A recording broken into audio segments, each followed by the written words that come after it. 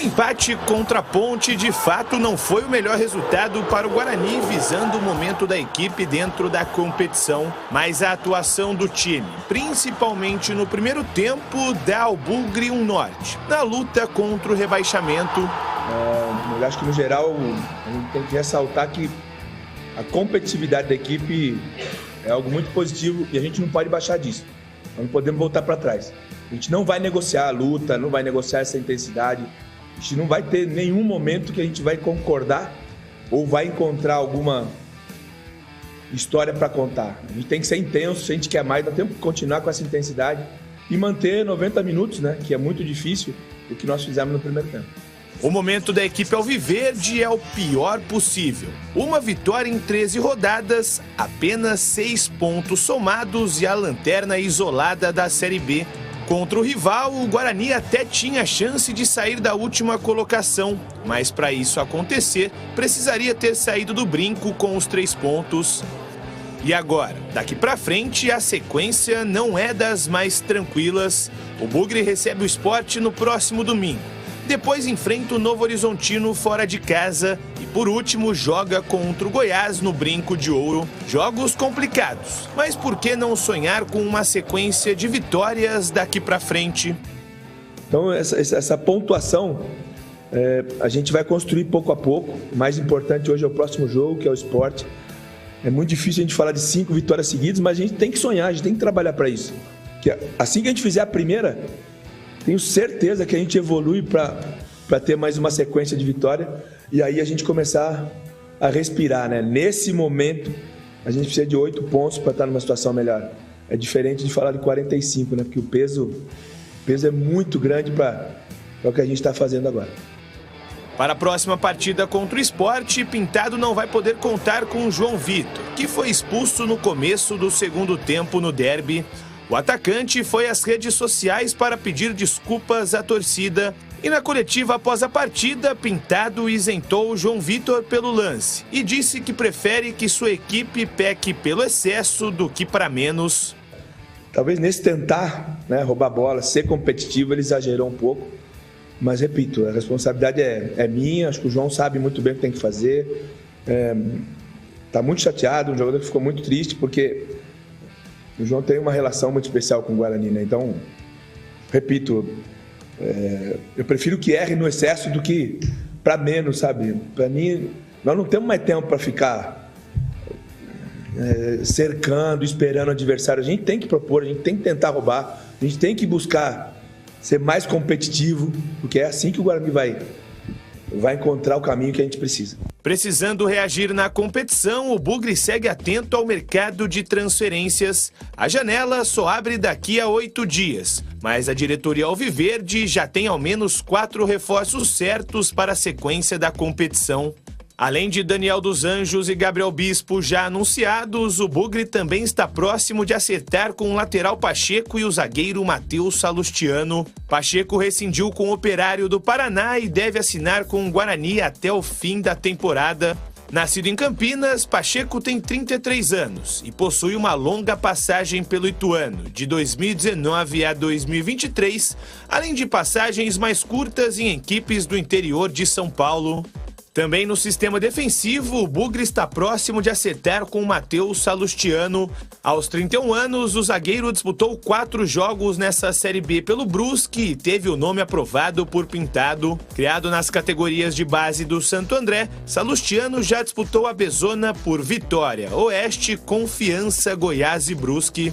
Outra peça que pode reforçar o sistema defensivo do Guarani é o lateral esquerdo Eliel. O jogador rescindiu o contrato de empréstimo com o Água Santa e pode ser utilizado por Pintado na sequência da temporada. Bom, daqui a pouco vamos analisar aí os reforços do Guarani. Aliás, eu obtive a informação de que serão 8 no total, que serão inscritos na janela que vai abrir no dia 10 de julho, dia 10 agora próximo. Mas ainda o derby. Esse é o tipo de jogo que dura uma semana. E o Gleger não estava aqui ontem, quando nós analisamos o jogo empatado em 1-1.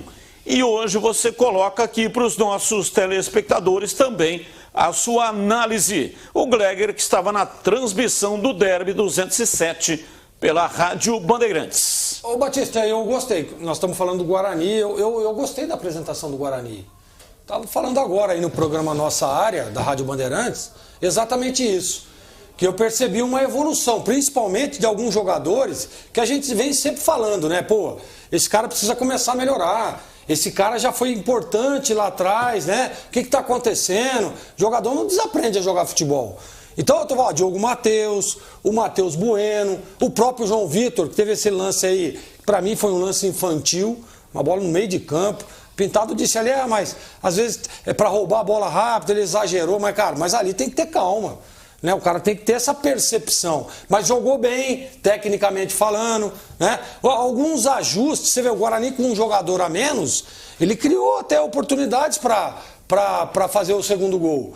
Então, eu acho que se o Guarani continuar nessa evolução mostrada no derby, né? E não é para jogar só porque é contra a Ponte, que é o derby, que é o clássico, não. Pintado tem que botar na cabeça dos caras que é daí para cima. A gente tinha um treinador, o seu Pupo Jimenez. Ele falava, ó, gostei do time hoje, hein? No próximo jogo é daqui pra cima, não tem como jogar pior que foi hoje, não. E é exatamente o que precisa acontecer com o Guarani. E do lado da Ponte jogou bem o segundo tempo. Eu acho que a opção defensiva do Nelsinho foi mais aquela, ó, não vamos lá pra perder o jogo. Vamos lá para buscar um resultado positivo, seja ele a vitória ou o empate, mas não podemos perder. Essa foi a estratégia de jogo. E, gente, tá errado? Claro que não. É a estratégia do cara, meu. O cara montou o time ali, estava com alguns problemas, lateral esquerda e tal, montou o time, né? Tomou 1-0, foi lá no segundo tempo, conseguiu empatar e depois montou ali uma plataforma fechadinha, né? Malhas de marcação que inibiram aí a progressão do Guarani na partida e empatou o jogo. É ruim o resultado de empate fora de casa? Claro que não. Ah, mas olha a situação do Guarani. Gente, jogar o derby é sempre difícil e complicado. E vou repetir, o Guarani nas mãos do Pintado mostrou uma certa evolução nesse jogo e a expectativa é de que continue. O Eli Carlos, que Deus o tenha, trabalhou bastante tempo aqui conosco como comentarista. Jogou no Guarani, Cruzeiro, Flamengo. E ele tinha uma maneira de falar a respeito do jogo. E foi né? um baita treinador também, viu? Foi treinador também, inclusive do Guarani, né? Ele dizia que o jogo era com bola rolando. Outro depois que terminava a partida. E outro 24 horas depois. Então a pergunta para você, CH, pegando esse prisma aí do Eli Carlos, nosso grande amigo que está morando no céu. O jogo que você viu com bola rolando, depois que a bola parou e 24 horas depois, é o mesmo? Não, claro que não. Não é?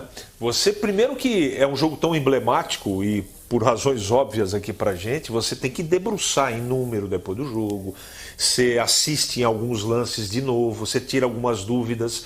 Eu, por exemplo, ontem, eu assisti aquele lance do Gé umas 4, 5 vezes, para saber se eu cometi um equívoco.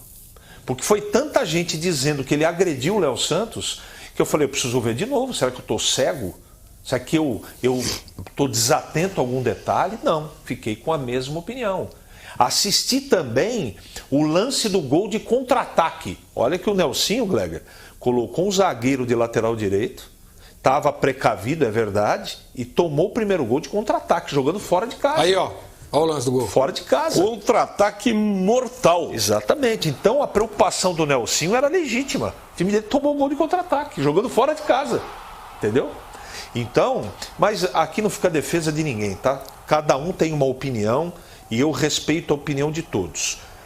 Então, com certeza, várias coisas a gente, depois de terminar a partida, você repensa, observa, assiste como eu fiz. Eu debrucei também nos números para ver se os números, eles combinam com aquilo que eu tirei de conclusão. Não é? Eu sempre faço isso, não é? É uma mania que eu tenho, nem sei se está certo ou está errado, mas eu faço isso, estou contando aqui para todo mundo. Mas definitivamente, respondendo a sua pergunta, a colocação do Eli Carlos, grande Eli, que Deus o tenha, é corretíssima. O jogo é diferente 24 horas depois, com toda certeza. Vamos analisar os jogadores que estão sendo contratados. O que vocês estão achando aí desses nomes? Alguns, até como disse a reportagem, já anunciados e apresentados, e outros que ainda serão anunciados. No total serão 8 nomes. Esses que já foram anunciados, o que vocês acharam? Esse Bispo aí é aquele do Paysandu, né? Esse aí a gente já o conhece. Eu acho que, o Batista, o Guarani precisa se reforçar, né? Em alguns setores.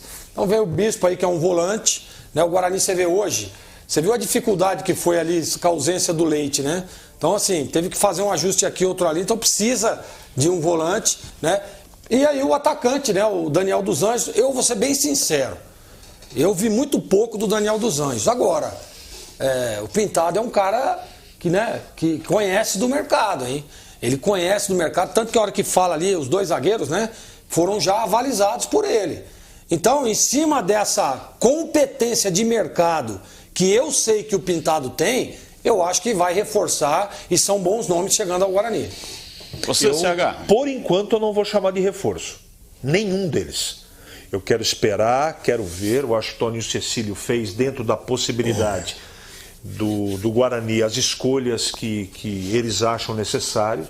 As posições são posições carentes. Eu acho que o direcionamento em termos de opção de posicionamento está correto. Eu acho que o Guarani tem problema em vários setores e o Guarani está tentando buscar com criatividade jogadores que caibam no bolso para poder melhorar o time. Agora, se você me perguntar, você crava que eles vão reforçar e melhorar o Guarani? São jogadores que pertencem a uma prateleira duvidosa. Pode dar certo e não é muro que eu estou dizendo, não. E eu vou dar um exemplo aqui clássico. Aliás, 2. Clássico. E todo mundo aqui cria uma baita de uma expectativa, inclusive você que está em casa, torcedor do Guarani, e você vai entender o que eu estou colocando. Luan Dias e Chay. Viraram. Até agora eu vi um pedaço de jogo do Luan Dias bem. Foi esse clássico contra a Ponte Preta. Eu não vi outro jogo que eu pudesse dizer assim, poxa, valeu a pena contratar o Luan Dias. Luan Dias, hein? E o Chay, que não precisamos falar do currículo dos dois. Precisamos? Acho que não, né, galera? Não. Acho que não. Mas na prática, eles compensaram o custo-benefício? Não. Então, como diria o profeta, no cume da Serra do Japi, vamos aguardar. Que coisa esse Chay, hein? Meu Deus do céu. Isso aí é assunto para tese. Impressionante. Discussão de Não tese. realmente não dá pra entender, né, cara? O negócio não vai, e assim, toda hora machucado, é contundido. Pô, o que acontece? Aquele momento dele no Botafogo, cara, pelo amor de Deus, né? Mas não é possível que só foi aquilo. Então, aí depois, mas aí ele vai sai do Botafogo, vai pro Cruzeiro, né? Do Cruzeiro vai pro Ceará. E no Ceará, no Ceará ele já deu mostras ali já que não é que a coisa estava patinando. Entendeu? Então assim, patinou no Ceará já. Às vezes é a genética do cara também, não dá para entender. Não dá para entender. Pô, o cara só se machuca, o cara não consegue manter uma regularidade. Eu não estou comparando, difícil, tá? Pelo amor de Deus, são problemas diferentes. Mas depois de ser o melhor jogador das Américas, campeão da Libertadores, eleito o melhor jogador da Libertadores, o Luan, ele jogou depois daquilo? Aí foram descobrindo as coisas, ou reveladas, né? Pô, foi campeão olímpico, velho, jogando muito. Muito, titular fazendo gol. Nesse caso aí, né? Balada. Eu falo da doença. Não, peraí. Doença, depressão. Mas pera um pouquinho, isso aí foi 3 anos, 4 anos depois. Depois do título olímpico, ele parou de jogar, o Batista. Parou de jogar. Aí foi descoberto que era muita noite, mas era isso, era depressão, era não sei o quê, era uma fascite plantar crônica, lembra disso? Sim. Então, tem que ter uma explicação para isso, meu Deus do céu.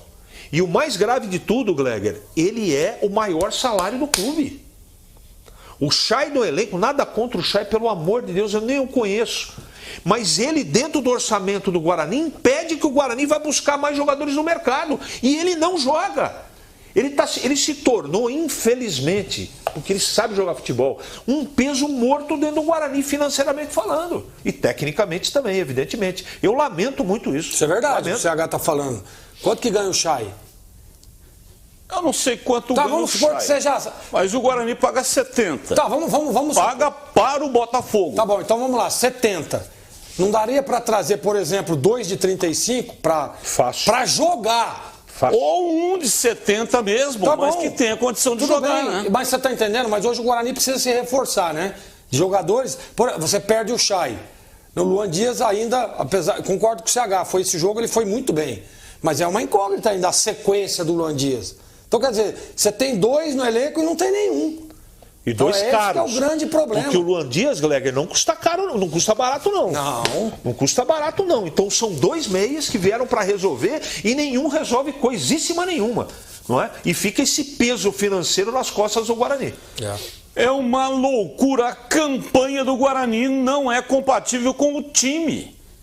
Guarani tem time para fazer uma campanha muito melhor, minimamente, para estar aí, mais ou menos no meio da tabela ali, ou próximo do meio da tabela. Campanha parecida pelos nomes que o Guarani contratou. A campanha igual da Luan Ponte Dias, Caio Dantas, Diogo Matheus, Bueno, João Vitor, Vladimir, que não é um time minimamente para estar aí, pelo menos no meio da tabela. Não estou dizendo nem para subir. Estou dizendo para estar aí fazendo uma campanha. O Bacelar melhor. é um cara que tem mercado. Entendeu? Um detalhezinho que eu esqueci de falar aqui, o Vladimir também foi muito bem no jogo, hein? Foi muito bem. Ele pegou umas 3 bolas ali, ó. Parabéns ao Vladimir. Olha, há muito tempo que o Gleger, que é o especialista, não dava nota acima de 8. Porque na Rádio Bandeirantes, defesaça só acima de 8. Exatamente. Tá certo que de vez em quando esse especialista também dá umas notas meio estranhas, né? Mas a análise... 7,99 é um negócio horroroso. Batista, mas é a análise em cima daquilo tudo que eu fiz o curso, que eu estudei, é a análise que você faz do momento ali. Entendeu? Então você tem que fazer ponto a ponto até para você chegar na nota. Eu não consigo entender esse critério, não. E ele deu nota 8 alguma coisa lá pro Vladimir. 8,26. Foi realmente uma ação inusitada nos últimos 3 anos. É porque antes do curso ele não tinha esse rompante, ele não tinha essa aspereza que ele está tendo ultimamente. Esse curso é onde? Esse curso é um local incerto e não sabido. Não é Instituto Brasileiro Universal? Não é. Não. Ele faz esse curso direcionado via telepatia. Não é. Isso é um curso online direcionado só para ex-goleiros, mas assim, ex-goleiros e especialistas, porque a gente sabe que tem goleiro e tem especialistas, né? Então, entendi. assim,